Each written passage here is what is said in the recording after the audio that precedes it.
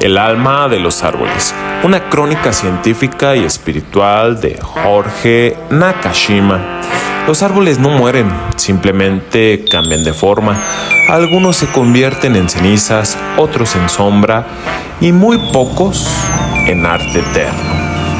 Pero ¿cómo llega un hijo de samuráis nacidos en Spokane y criado en los bosques de la península olímpica a convertirse en uno de los pensadores más lúcidos del diseño del siglo XX?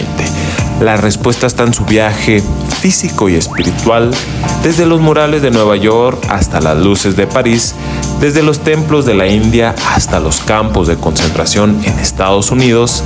Nakashima no solo buscaba el éxito, buscaba un sentido. Y este lo encontró a través de la madera, no en la pulida, sino en la que conserva cicatrices. En ella, decía el autor, aún habita el alma del árbol. En el cruce entre la materia y el espíritu hay nombres que no se pronuncian con la voz, sino con la madera. Y Nakashima es uno de ellos, nacido en el 1905. Fue un arquitecto, filósofo del diseño y padre del movimiento artesanal norteamericano del siglo XX. No solo tallaba muebles, resucitaba árboles. Su trabajo no era manufacturar, era un ritual de reencarnación natural, perspectiva bioética, casi olvidada por la industria moderna. Nakashima sostenía que al cortar un árbol se contraía una deuda sagrada y devolverle con las manos y la humildad una segunda vida digna era lo que nos correspondía a todos. A veces, las formas más puras del conocimiento nacen en los lugares menos impensados. Y en 1942, Nakashima fue arrestado y trasladado junto a miles de ciudadanos estadounidenses de origen japonés al campo de Minidoka en Idaho, Estados Unidos. Su único delito, llevar en sus genes un linaje oriental.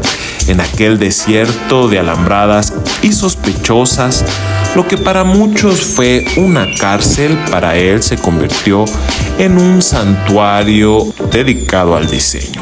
Ahí conoció a Gentaro Ikawa, un maestro de la carpintería tradicional japonesa. Bajo su tutela, Nakashima no solo aprendió a dominar herramientas ancestrales, aprendió a habitar el tiempo.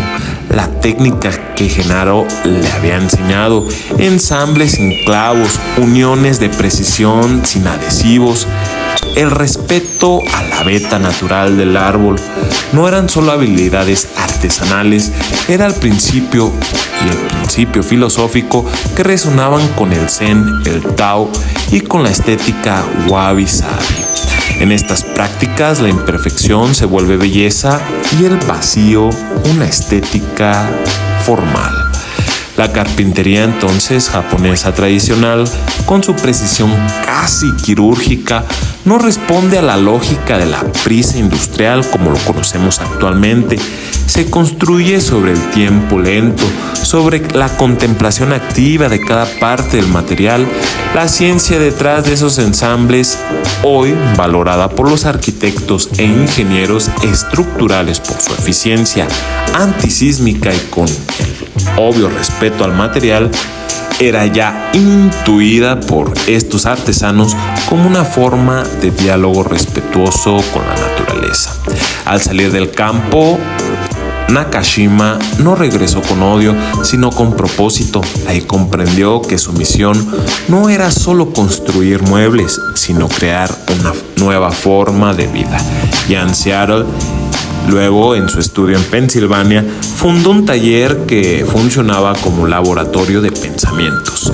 Ahí se enseñaban a sus aprendices no solo a cortar o a lijar, sino a escuchar, a percibir el susurro de la sábila dormida dentro de cada tablón. Y en 1949 ya era reconocido como uno de los grandes diseñadores de mobiliario, aunque él insistía que en el diseño no era el fin, sino un medio para vivir con sentido. Su máxima no era la estética, sino ética. La artesanía no es solo una fuerza creativa, sino es una idea moral. Entendía que producir no debía de separarse del pensar y que el valor de un objeto resistía en su resistencia y en su honestidad. Así nació una escuela, no de diseño, sino de ética, una pedagogía del cuidado donde cada pieza era única porque cada árbol había vivido una historia distinta. Para ello, Nakashima, la idea de reproducir un diseño era casi una herejía. La industrialización mutila el alma de la materia, decía.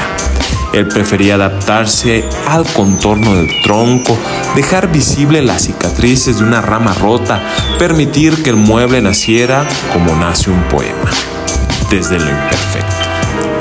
Así sus obras no se repetían, no podían, era imposible. Cada mueble era un diálogo irrepetible entre la forma interna del leño y el alma del artesano. Su metodología, lejos de ser una simple técnica, estaba anclada en los principios de ecología profunda y un diseño funcionalista. En su taller, que aún hoy, según los datos, lo mantiene su hija, esta no busca crecer comercialmente, sino proteger un modo de existir en el mundo, promoviendo proyectos en la India y Japón, creyendo que el arte debería de ser un puente cultural y no simplemente un lujo para ricos. Pensaba que la artesanía podría salvarnos de la fragmentación moderna. Y sí, lo logramos recuperar actitudes, conceptos y una mano de obra fina, la cual la cultura la vuelve universal. Y bueno, si no habían sabido o no habían abordado ningún concepto teórico sobre la vida de este artista, arquitecto, diseñador Nakashima, y si les parece interesante, compartan esta información para que más personas puedan conocer su vida y su obra y sobre todo su filosofía. Tratar con respeto a la naturaleza.